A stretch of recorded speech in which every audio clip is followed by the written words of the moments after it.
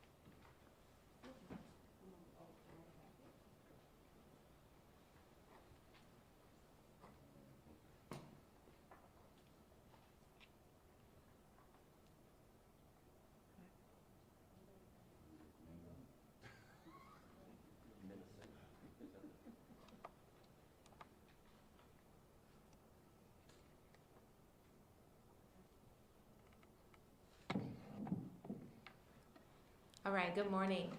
Good morning, distinguished members of the media. I am Kelly Bennett, the Director of Communications for the Georgia Municipal Association. Today's press conference is the culminating event of GMA's It's Worth a Shot Media Week. You will hear about this campaign week of events later on, but I want to give you a brief overview of It's Worth a Shot. All right, It's Worth a Shot. Thank you. I think we're good. Okay.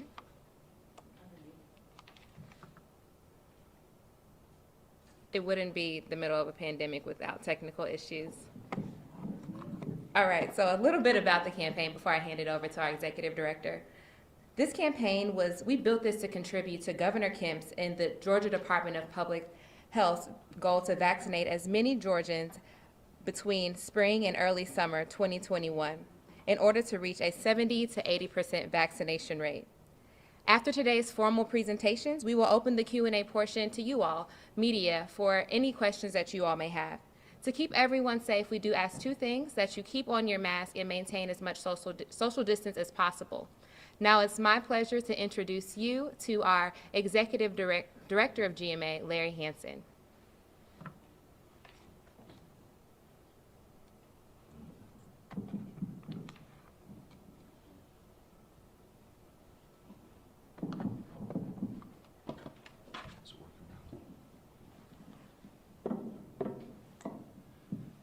Good morning. And thank you, Kelly. Thank you all for joining us today, representing your esteemed news organizations. As Kelly shared, I have the privilege of serving as GMA's Executive Director. Created in 1933 and based in Atlanta, the Georgia Municipal Association is the only state organization that represents municipal governments in Georgia. We are a voluntary, nonprofit organization that provides legislative advocacy, educational, employee benefit, and technical consulting services to our members. And we're very proud that we represent all 537 cities in Georgia. I invite you to learn more about GMA by going to georgiacities.com. Today we're here to highlight our association's mantra of Cities United around life-saving vaccines. GMA's It's Worth a Shot public information vaccination awareness campaign has been a top priority of our organization since January. Through this campaign, we have helped cities communicate operational details, dispel myths surrounding the vaccine, and effectively reach constituents in rural, minority, and other underserved areas. Our goal in creating this campaign was to give all of Georgia's cities, regardless of their size, location, or communications resources, the tools to educate their residents on the COVID-19 vaccine. To prepare the campaign assets, GMA hosted several focus groups with city leaders across the state and their constituents to ensure that we crafted messaging that spoke to versus at all Georgians. We're also soliciting weekly feedback from our members to provide additional tools, templates, and resources to use in their respective communities. The It's Worth a Shot campaign has equipped city officials with key talking points and a vaccine Q&A document. These resources are supported by expert insight, including a GMA-hosted interview with Dr. Anthony Fauci. And the points that we make include guidance from the CDC and our Georgia Department of Public Health. This campaign also includes social media posts to help cities streamline their presence on digital platforms with standard and customizable content.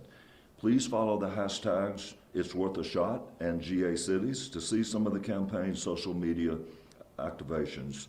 Our communications team has also prepared a digital resource for you that contains some campaign highlights and data, which will be provided immediately after today's press conference.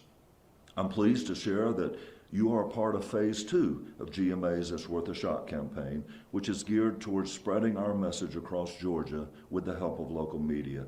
Cities of all sizes from across the state have used this week to increase awareness of the virus through the It's Worth a Shot Media Week by sending op-eds and press releases to their local news organizations, hosting media events, and engaging their community's influencers.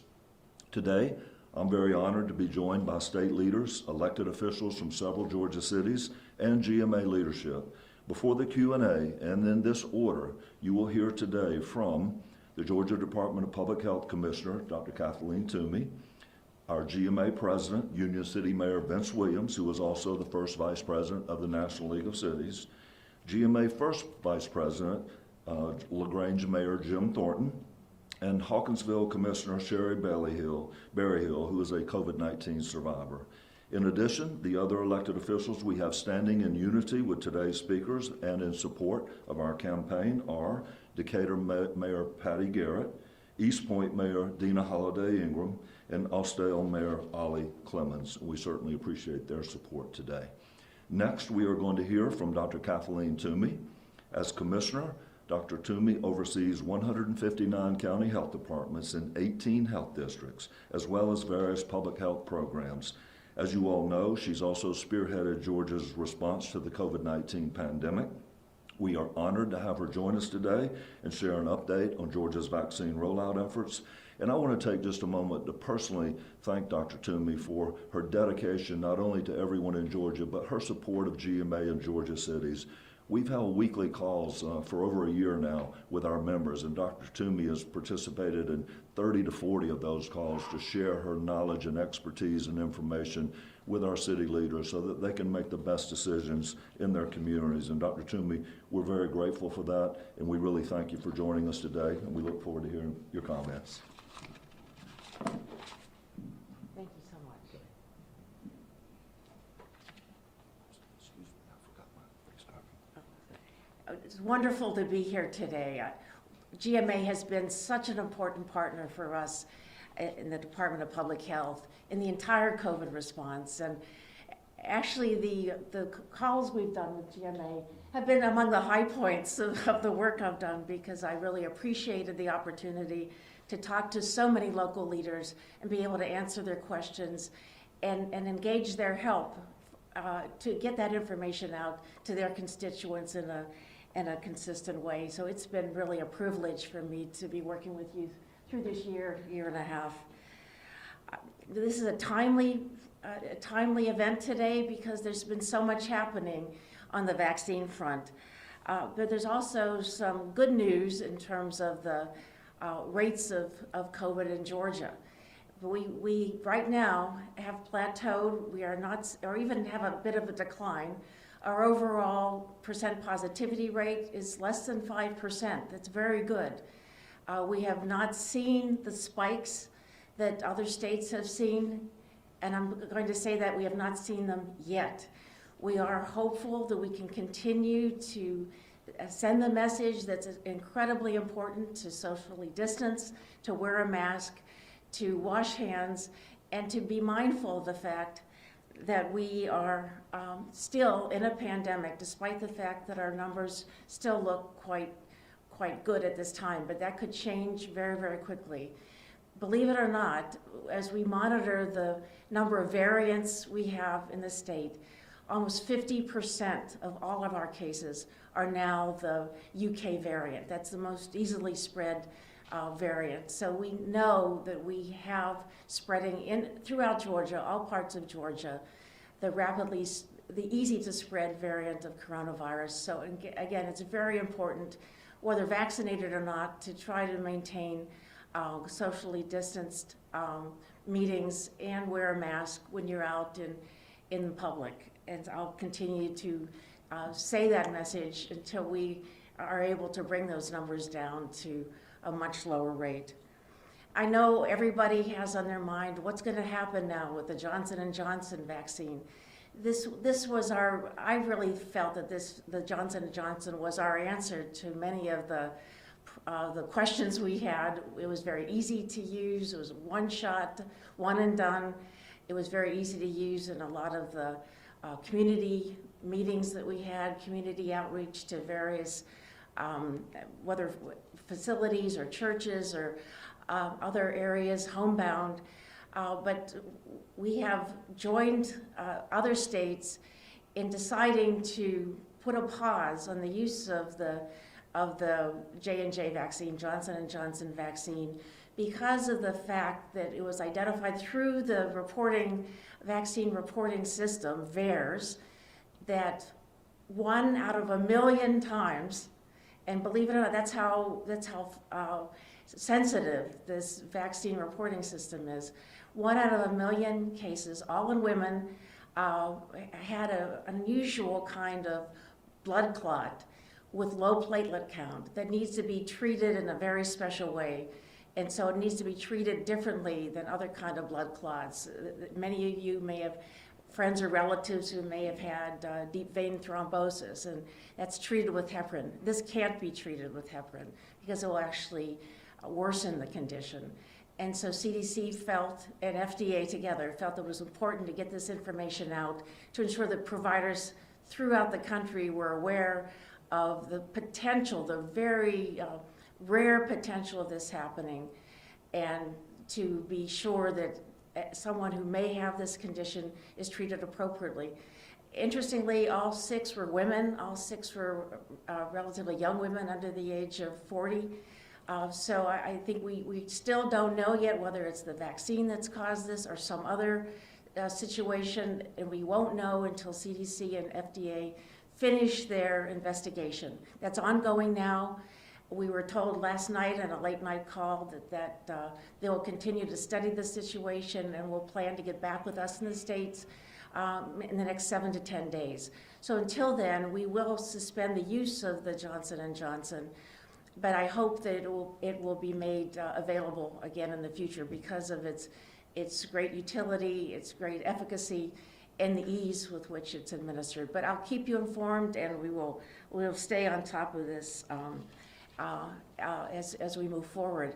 The important thing, though, is that we have plenty of other vaccines. We have plenty of Moderna and Pfizer vaccine available. So all of the clinics that we had set up, the special events we had set up throughout the state, at churches, at the Latin American Association, at other locations, will continue through the weekend, through next week, but using the Pfizer and not the Johnson & Johnson vaccines. So nothing is stopped. We are not going to lose momentum. It's way too important for us to continue. I see the vaccines are the way out of this pandemic for all of us in Georgia. And so we really are trying to continue very rapidly, even though we had a minor setback because of the Johnson & Johnson. I know there's also the other question on your mind is, what are you doing about vaccine hesitancy? We have a unique problem in Georgia compared to some other states. Although our problem is similar to other southern states, I talk frequently to my colleagues in Alabama, Mississippi, Texas. What we're seeing is some hesitancy among communities of color, although we have been very successful in being able to reach those communities, particularly as we move away from some of the big sites and move to special events at churches, within the community themselves, going to senior centers, going to places that are comfortable and familiar. And we've seen that has really helped increase vaccine uptake in many of those communities. We've gone into, for example, the poultry, I worked with the poultry industry to go into those facilities and be able to offer vaccine there rather than having the individuals who work there, many of them Latino, Latinx individuals, without them having to go out into the community, they can get their vaccine right there, and it's safe and easy. And so we are really working diligently as well with farmers and the communities down in South Georgia to reach the migrant workers. Our biggest challenge right now is among white community, particularly in rural Georgia, that simply is not interested in the vaccine right now. And I think that this is one of the things that I would really engage you, and I engage the mayors. We need your help. I think that there may not be the full appreciation of how important the vaccine is for our state as a whole, for businesses, for us to be able to open up every aspect of Georgia as we want it to be. And there's still a lot of, I think, misinformation and conspiracy theories about where the vaccine came from or what the vaccine will do. And so I think the more we can get that accurate information out, the quicker we'll be able to get back to the Georgia that we all want to have, which doesn't have these restrictions, and we don't have to socially distance and don't have to always be worried that there's the potential for transmission.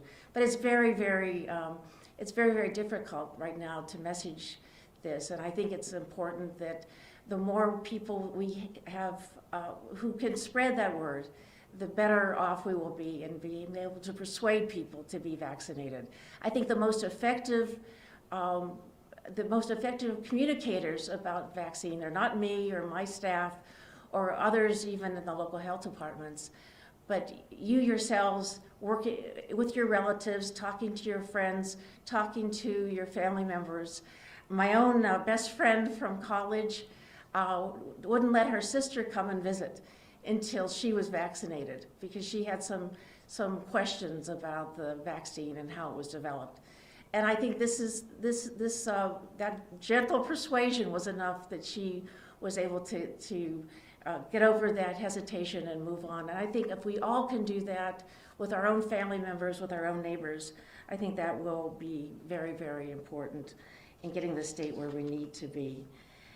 The last thing I wanted to say is that I really realize, as I said, that the vaccines aren't going to end the pandemic. It's the vaccinations in people's arms are going to end the pandemic. And so until that happens, until we know that we have adequate people vaccinated, and my goal, and I hope we can reach it together, is 80% of all Georgians vaccinated by the 4th of July, so we can celebrate our independence from the pandemic. That would be a great celebration indeed.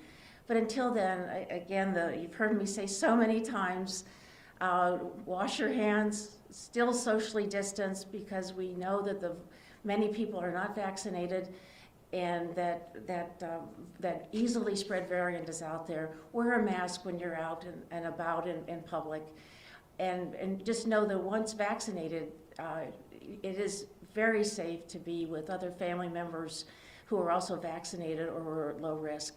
And that to me is the value. It was so exciting to be able to, have dinner with friends who we haven't been able to be with in close proximity for a year.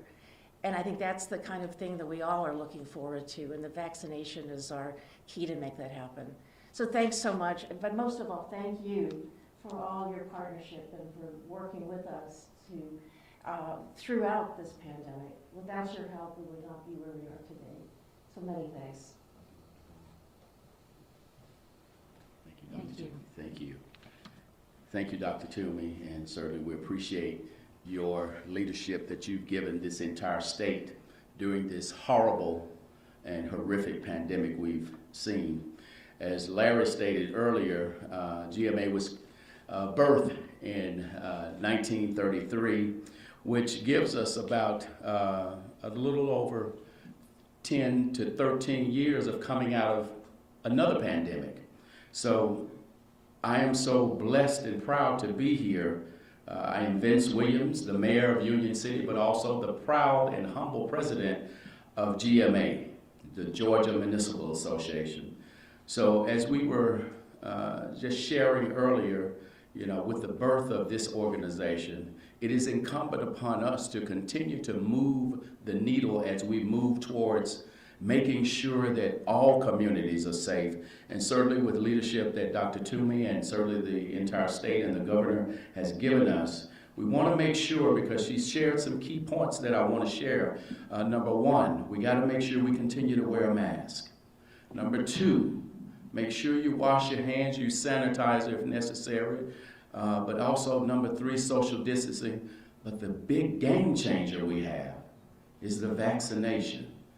If we come together, as she shared, and as many of us know, getting the vaccine gives us a better opportunity to move towards being with our loved ones, being with those that we work with each and every day. Because I don't know about many of you, it has been such a challenge over this past year, not being with people. I'm a touchy-feely person. I like to be with people. So certainly this is a great opportunity, and I've been blessed to have both of my vaccinations, so I'm excited about that. But I do want to share with you a few things here. We've seen that minority communities or communities of color are among the hardest hit by COVID-19 in the United States, but have lower rates of vaccination than other groups. And one thing that GMA knew very early in the pandemic was that to truly gain a return to normal, we must all commit ourselves to encouraging each and every Georgia resident and helping them to overcome the fear, misinformation, and a lot of distrust. As a Black mayor, serving a predominantly minority city, I look to this commitment to heart and have been very intentional with connecting those who are vaccine hesitant and with those who have little knowledge or access to the vaccine. Through the It's Worth a Shot campaign, GMA is also regularly reminding elected officials in Georgia's 537 cities the importance of leveraging kinship networks and community influencers in the Black and brown communities to help build trust and knowledge of the COVID-19 vaccine. I want to share with you some of my thoughts around GMA's It's Worth a Shot campaign, because GMA, all of us, have prioritized this initiative because it's too important. You know, Dr. Toomey mentioned, you know, a great deal of hesitancy in the rural communities. We've got to realize, and certainly we know that we have hesitancy in the communities of color, but when you talk about our rural areas, one of the things that I do want to share is this COVID-19 virus is not a respecter of color, of gender, political party. This is something we've got to truly take serious. So we've got to make sure for us to be able to get back to being together, to working together, to loving one another as we would like to. You know, we got to make sure that we get this vaccine. It's too important to all of us. One of the things we've done in Union City, we've taken a huge priority to make sure that we share information, get quality information, and part of that is being involved with the GMA weekly calls that we've had, Dr. Toomey and a number of other professionals in the medical community to share solid researched information to make sure that we pass it on to our communities. And my friends behind me, they are on the calls each and every week because we all care about our communities. I would like to also share with you, you know, I want to take just a moment to speak directly to those watching who may still be questioning the COVID-19 vaccine. Listen, I understand that historic mistreatment of communities of color can make you hesitant. I understand that. I get it. I've been black all my life. Even skeptical of the COVID-19 vaccine. I see how these horrible incidents, along with the disproportionate impact of the pandemic on communities of color over the past year, can bring you little hope. But today's vaccine process is safe and effective. I'm hearing a lot of conversation around, well, it's too fast. We are in 2021, people. Medicine has elevated to an amazing pace. It doesn't take years and years to come up with something that is effective. I want you to know you can trust this process. I, along with my family, joined other 70 million Americans who trusted in the vaccine process and already have received, myself as I shared earlier, both vaccines. My wife just got her second vaccine last week. Our 26-year-old daughter, she just got her first vaccine last week. So one of the things we've got to remember is the importance of getting the vaccine, but also using those other safety measures in place. And, you know, a good benefit that I have really, really been proud of, because we had some challenges once the vaccine was released, was making sure that vaccine opportunities were available to communities of color.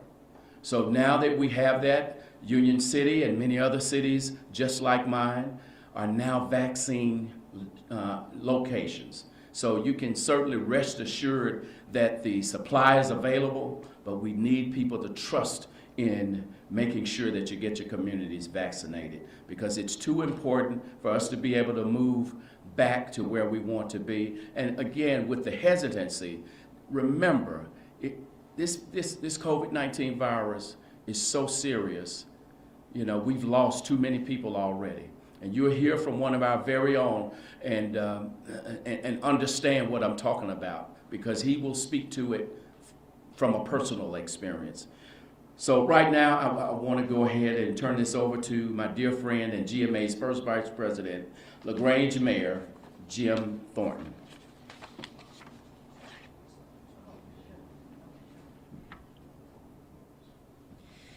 Thank you, Mayor Williams. History has shown that in times of crisis, people turn to their elected officials for leadership. While presidents, senators, and congressmen get the biggest stage, it's often the local elected officials who Americans trust the most. Though I may be a little biased, several studies, including one published by Pew Research, points to the heightened level of trust for local leaders. Allow me to further explain. Oftentimes, local leaders are your first line of defense and your contact point. When a pothole ruins your drive home, we are the ones you ask to fix it. When people are speeding through your neighborhood, we are the ones who can put in a speed bump. And when you want to open a business, we're the ones who have to permit it. You see us in the grocery store, at the gas station, and walking down the street. You have access to us right in your own neighborhood. This direct access is why Georgia cities' COVID-19 rapid response and relief over the past year, and now GMA's It's Worth a Shot campaign, are so important to every Georgian in every community during this deadly pandemic. We've led our cities through widespread shutdowns and health and social justice emergencies. Now we're here to help guide our communities through a new, more hopeful phase. But that phase doesn't come without its own issues. Some of our friends and neighbors have concerns about getting the vaccine. There is understandable concern in the minority communities that have borne the brunt of historical mistreatment under the guise of medical research. And the rapid time frame for development and deployment and the state-of-the-art technology associated with these vaccines have also left some people with questions about their safety and efficacy.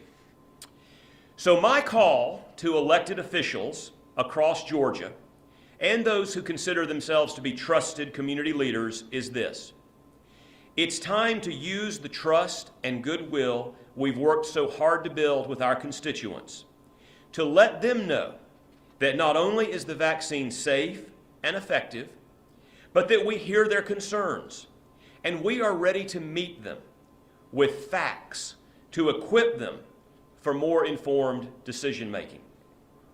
The good news is that we already are seeing leaders activating their influence across the state each day.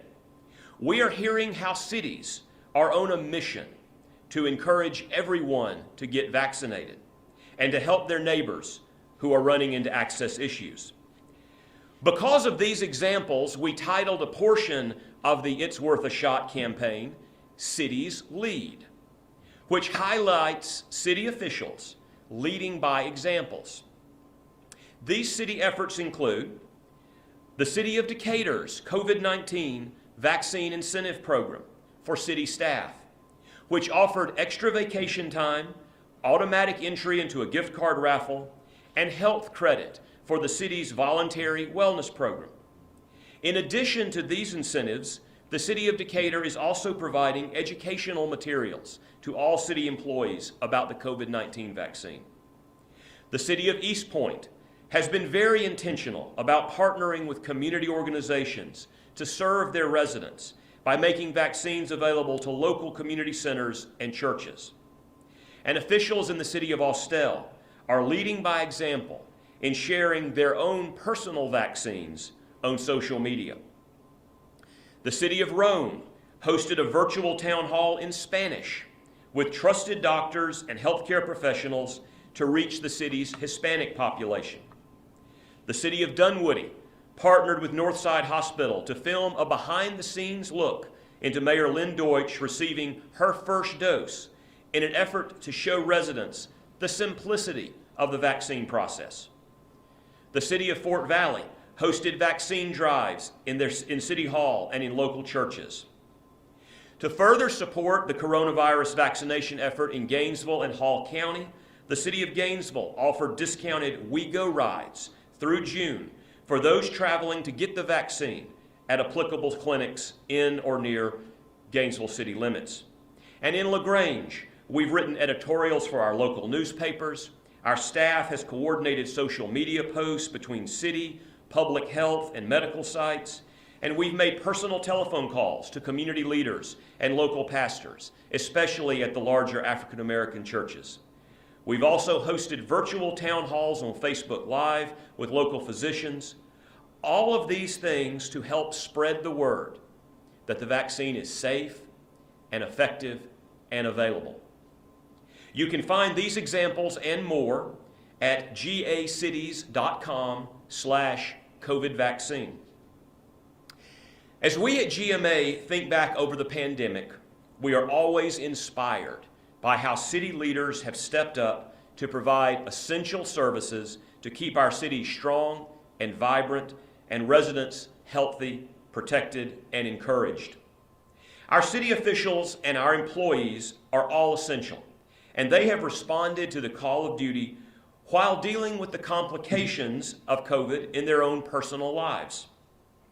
Our next and final speaker of the day is Hawkinsville City Commissioner Shelly Berryhill. He is one of those city leaders who, after recovering from his own COVID-19 diagnosis, went back to serving his constituents.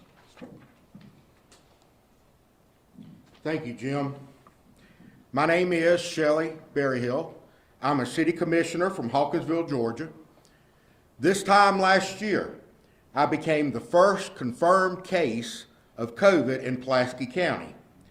My wife insists that I don't have to be first at everything. A year ago this month, I was intubated at the Coliseum Hospital in Macon for about 19 days. 1 year ago today, the doctors were telling my wife and my family that I would not survive the night. COVID was not understood. The doctors and nurses were guessing as to what to do. Vaccines were only wished for. Remedies were unknown. Protocols were being guessed. Through several months, 4 different hospitals, and many days of physical therapy, I am happy to report to you today that I am a survivor of COVID-19 with little to no lasting effects. I shouldn't be standing here before you today. The medical professionals had given up on me, but here I stand. I first and foremost attribute my survival to God. But God uses mankind in his endeavors, and God used the hospitals, the nurses, the doctors, and the prayers of his people to bring me back to my family. As we navigate these new waters, we must be vigilant to balance the valid safety concerns with the livelihood of our communities. And those are tricky waters to navigate. We must be transparent and inform our citizens of the perils and concerns that we are facing. Now, I wasn't really involved in the early days of informing our electorate, because see, I was asleep. But indirectly, I suppose I was involved. You see, my story was very public. When I first arrived at the hospital, Vonnie, my wife, she started getting texts and phone calls inquiring about me. Vonnie said all she could do at the time was cry. So Vonnie asked our pastor to let the people know how I was doing. Vonnie could call the hospital twice a day. She couldn't visit. But twice a day, she could call and get updates on my condition. These phone calls would detail my condition, my medicine, my oxygen levels, and stuff like that. And Vonnie would share this information with our pastor. He would, twice a day, update our church's Facebook page with my condition. We just kind of ignored those pesky HIPAA laws. Thousands of people began following my condition twice a day. I kind of became a poster child for COVID-19 for a while there. But that's a good thing because awareness was increased. People took the virus more seriously. So indirectly, yeah, I guess I was involved in keeping our citizens updated. Many of you, people from all over the state, followed my condition. Many of you prayed for me, and I am forever in your debt. Hawkinsville is a small town. Pulaski County only has about 12,000 people, so we all know each other. And when one of us hurts, we all hurt. The community followed my progress, or on some days lack of progress, very closely. And they took care of my family during this time. At GMA, we urge our state and federal officials to let us make our own decisions. Home rule, we call it. Because no one knows better about what we need and what affects our citizens than our local people. We know each other, and we care about each other.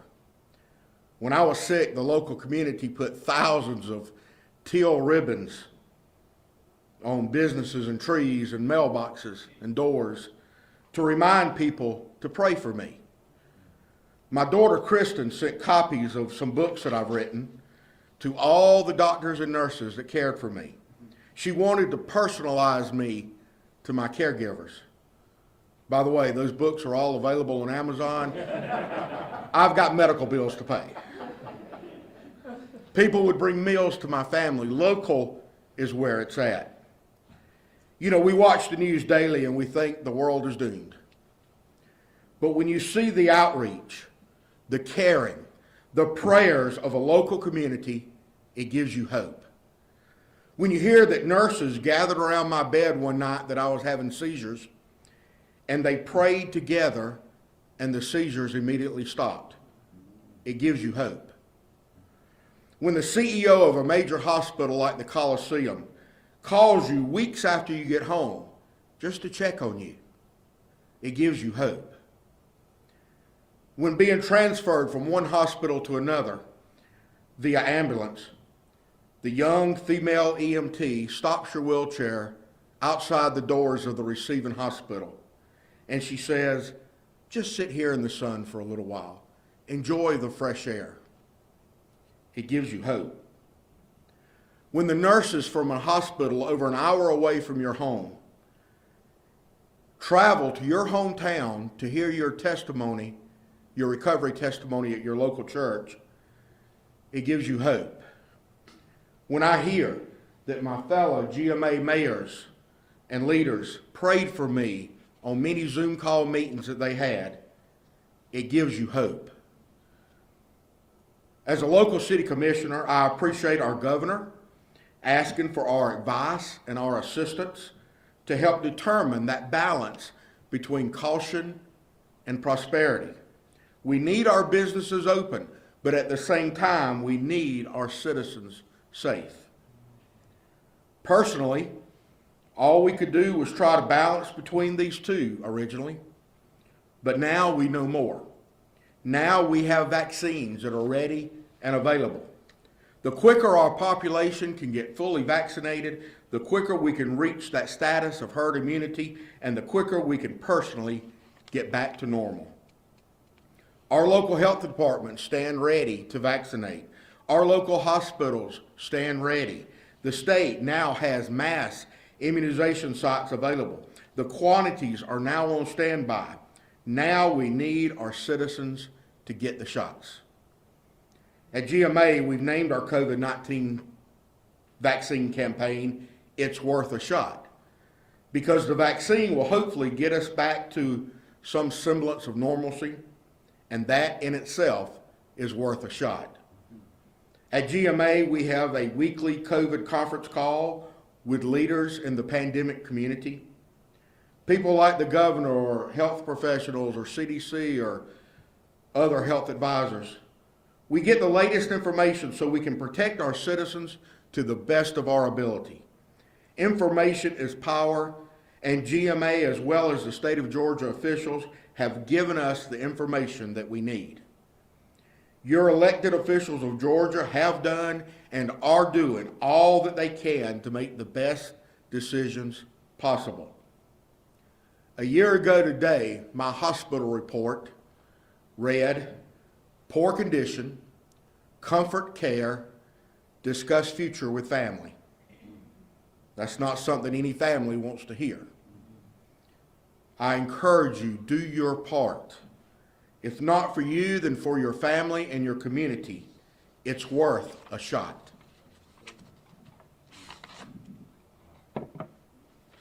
Thank you so much, Commissioner Berryhill, and to all the mayors and Dr. Toomey. Now we're going to open it up for questions. We do have one via our online stream, and then we'll open up to you all. This first question is for Dr. Toomey.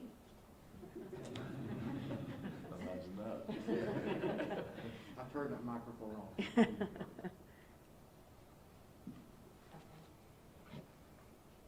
Thanks, Commissioner. Dr. Toomey, have you had any reports of blood clots in Georgia after the J&J vaccine?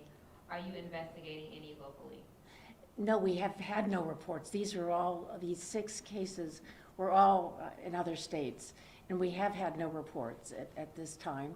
But we will be looking, and CDC is looking back on all the reports of any illness after the after vaccine in the weeks that we've been giving the Johnson & Johnson. I think what probably doesn't sound sounds a little odd, but I'm pleased that in some ways that this worked the way it did, because it shows the system is working. We said our vaccines are safe and effective, but we're going to continue to monitor them closely and make sure that anything unusual that happens, we will know right away. And the fact that literally a 1 in a million, less than 1 in a million event was identified and quickly communicated to everybody providing the vaccine, I think is evidence of the fact that how closely we're working with the CDC scientists, how closely we're all trying to ensure the safety of everyone, even as we try to ensure that everyone has access to the vaccine as well. Awesome, thank you. Go ahead. Dr. Toomey, you said you had the late night calls with the CDC. Can you talk about, have they mentioned how long this pause may be, or how far along, how advanced they are in their investigation? Yes, I think they're just beginning the investigation because it happened so quickly that this was put together, that there were 6 individuals. And this was a similar situation to what had happened in the UK with the AstraZeneca. So there was a rationale for looking for this type of possible complication. Again, we don't know that it's the vaccine itself or there's some other underlying condition that may put individuals at risk.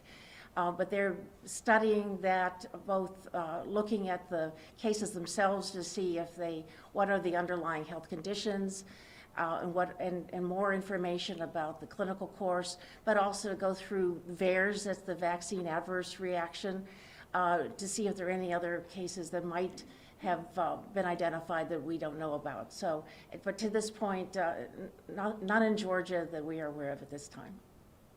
Dr. Toomey, I had a kind of two-part question here. How do you first continue to encourage people to take the vaccine, knowing that the J&J severe blood clot symptom has been responsible for the fatality of one woman? How do you inspire confidence there? And then you said you had plenty of Moderna and Pfizer doses available. How long will that last? I think we have plenty for as long as we need it, because there's more available at the national level, and we are having all of our requests answered by the federal government. Remember, these vaccines are coming directly to us from the federal government, and we are getting have not had any problem with these shipments. Now, how I address that is that, you know, there's a 1 in a million chance of having some kind of reaction that may even not be related to the vaccine. We don't know that yet. I'm not going to say it's vaccine related because it's not yet been proven, and we don't know yet exactly what's happened. And so, in an abundance of caution, we're taking that pause. It wasn't required. FDA did not remove the emergency use authorization, so we could have continued to use it. I made the decision we should stop and just take that pause out of an abundance of caution and to make sure that people feel very comfortable. But what I would say is, look at the hundreds of thousands of people who have died of COVID. And my colleague is so fortunate, because that story could have been very, very different. So many Georgians have died. So many Georgians have had long-term complications, including near-fatal blood clots or other things, that I think the risk of COVID, particularly someone who is older or has underlying health conditions, is much greater than 1 in a million. And so I say that, you know, we have to balance, and that's, I think, what CDC is doing now, balancing what are the risks of vaccine with, if indeed this is caused by the vaccine, with the actual disease itself that particularly can affect individuals who are older and individuals with underlying health conditions. And we've seen it here. I mean, the number of deaths has been devastating to many, many communities. Dr. Toomey, Toomey, hi. Is the issue of fake vaccine cards something that, thank you, fake vaccine cards, is that something you've heard of here in Georgia, people selling these fake cards online? And what would your message be to somebody that tries to pull this off, either selling one or trying to buy one online? Well, first of all, I would say, gee, I haven't heard that, but, you know, I think that the pandemic has become an opportunity for people who want to kind of take advantage of people's fears. And I'm sorry to hear that. And we will, having heard that, when I talk to the health directors later today, we will alert everybody that this may be going on to stay on the alert. But I would say, please don't do that. The purpose of the card is to identify someone who has the vaccine and so is protected. And so you're giving bad information to others with whom you may share this, but also you may be hurting yourself in the process because you may be putting yourself in a situation, putting yourself at risk. And I'm just sorry to hear that that's happening.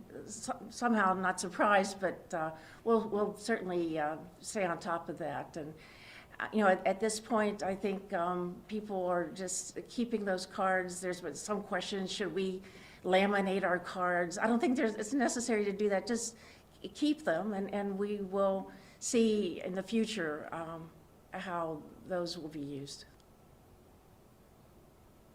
I have a question just in terms of, are there certain areas in the state that you guys can pinpoint? I know this campaign is, you know, for the entire state, but are there certain areas that you guys are pinpointing right now that you guys really, really want to address? You know, maybe areas that are very vaccine hesitant or have a very low vaccination rate. Can you speak to that at all?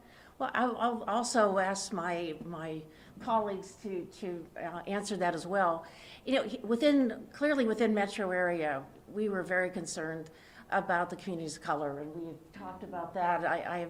We met with Dr. Valerie Montgomery Rice, but also asked her to serve as the chairman of our Health Equity Council. We are actually meeting today, this afternoon. We have around 19 individuals now from all over the state who are helping us identify better ways to reach communities of color, better ways to set up vaccine sites that will be more welcoming, to provide more information, to not require the kind of registration that may be difficult for people to do. And so I'm really pleased with that work that is going on now in the broader metro area and throughout the state with the assistance of the Health Equity Council and all of our health departments and other organizations. I was actually surprised that in the rural South Georgia, in Dougherty County, for example, where at one point in time, we had the highest rates of COVID in the country. It was as high as Wuhan was at the height of the epidemic in China. There's very much hesitancy among the whole, I think the whole population, and there may be a lot of reasons for that I don't fully understand. But also in other parts of South Georgia, there's just a feeling that this is government overreach. In telling me to get vaccinated is more than I want to do, and I just want to get on with what I'm doing. And again, I'm hoping that with continued, not finger wagging by a health commissioner, but I'm hoping that by seeing the potential value, that we'll be able to slowly persuade some of these individuals to be vaccinated. One individual I talked with in Dublin told me, you know, he was really not wanting to be vaccinated, but he wanted to play cards again with his buddies, and it was decided that all four people at the table needed to be vaccinated. So that was his motivation, so he could play cards again with his friends. And I think for some people, maybe being able to see their grandchildren again and being able to hug them. And I think we'll have to find what that message is that it motivates. And some people might choose not to, but I hope that particularly as time goes on and people understand the benefits, and you see but travel opens up and other things that have been suspended for so long, and the businesses can function much more effectively, that we'll be able to persuade more people. And I would love to have you tell me what you think would work for us, because this campaign is really a wonderful campaign and really generated by, local leadership. We have a campaign that I said yes, and with explanation as to why we said yes. And if you recall, when I got my vaccine, I was practically dancing around, literally, with excitement. But I do understand that there's, in many parts, particularly in rural Georgia, there's been some hesitation. I want to shout out to Commissioner Steve Henry up in Catoosa County, who has played such a leadership role up there in setting up his own vaccine site for the county, and has been really leading the way in trying to encourage vaccinations up there. And so we have local heroes, who are promoting vaccination, but I think I was surprised at the South Georgia response, and hope that we can modify that as we move on. And I'll add briefly to the campaign. Thank you so much, Dr. Toomey. One thing that we definitely stressed in the It's Worth a Shot was that we wanted it to be customizable, because we do know there are 537 of Georgia cities, right? So we wanted to make sure that any press release template, any talking points that we put out were not only in Spanish, but both had very obvious places where our city leaders could go in and say, this is the small business that I want to target. This is the small business that we want to see opened up again. And that's why it was very important for us to not only for it to be customizable, but also for us to hear from our mayors and for him to hear from constituents. As Larry mentioned in his remarks earlier, we hosted two focus groups with both our leaders from all across the state and then their residents who they tapped as influencers. And to another point Dr. Toomey made, we realized that sometimes they may not, these local officials may not be trusted as much by constituents. So we've also encouraged them to leverage the power of their influencers in their communities, whether it be churches, small business owners, barbershops, car dealers. Like we were saying, reach out to all of them and give them these talking points. Any more questions? Yeah, and Kelly, I would just add that we did not write this campaign around specific communities, but around populations. I think we've been very intentional about making sure that we are connecting with various populations, whether that's the minority populations, whether it's the rural populations, whether it's college students. So the goal of the campaign was to reach everyone in the state and take that into account in our messaging. And as Kelly said, even with encouraging the local events, to bring local leaders who have a high trust level, local celebrities, local athletes, faith leaders, to be part of that so that we can reach everyone in a community. And that's been our goal, to reach all populations. Thanks, Larry. Any more questions? All righty. Do we have any more come through, Amanda, from online?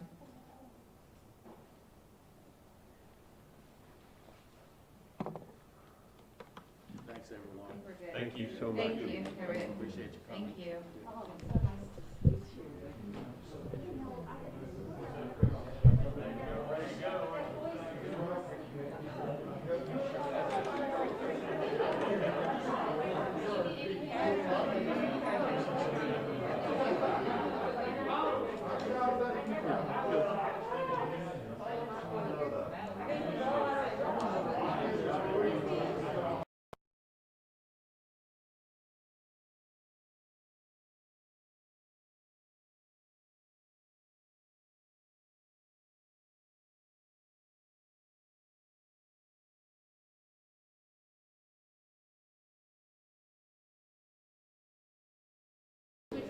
Okay.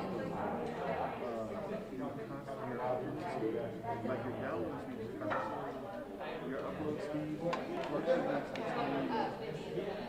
when you were parsing speeds, it fluctuated.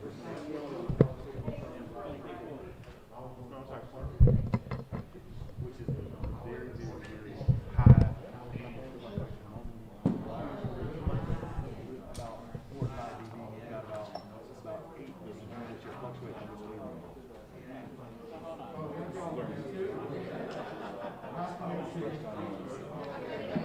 I'm sorry, MTS fluctuates between 14 MTS down to 25.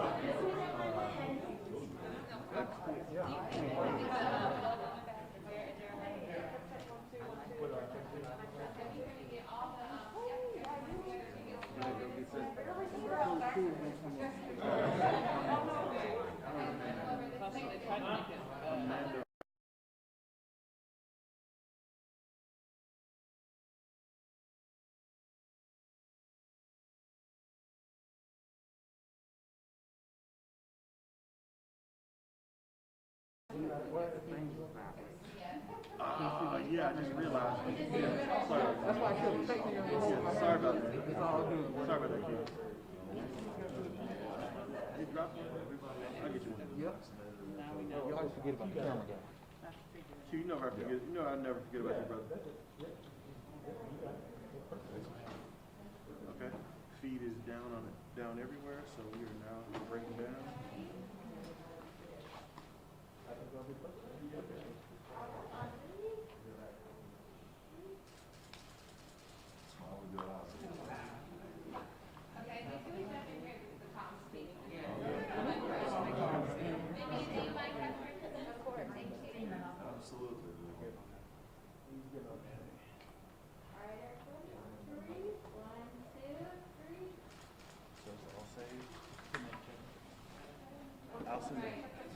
I'll send the Dropbox link to my file this afternoon. Yeah, Chris is the one that's going to do that.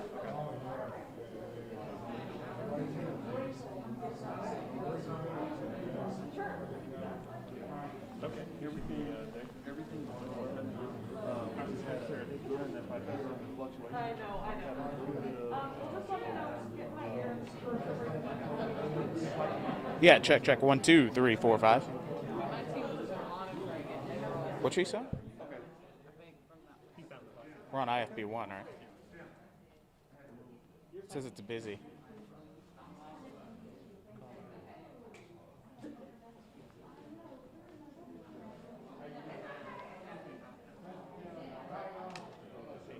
Dial into 2. Just dial into 2. Okay. Hey, who's in the ID 916? I told him to dial in on 2. Come on. I'm gonna try 1 again. It's ringing. He's trying 1 again.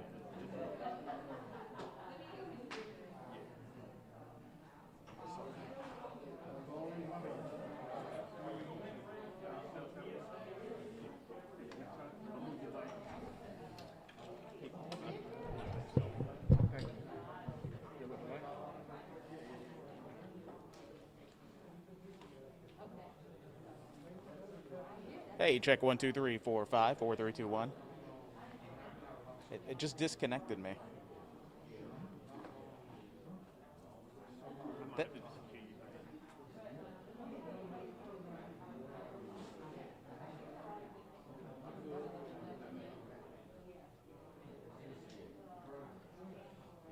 I'll dial on the 9-3, just listening on.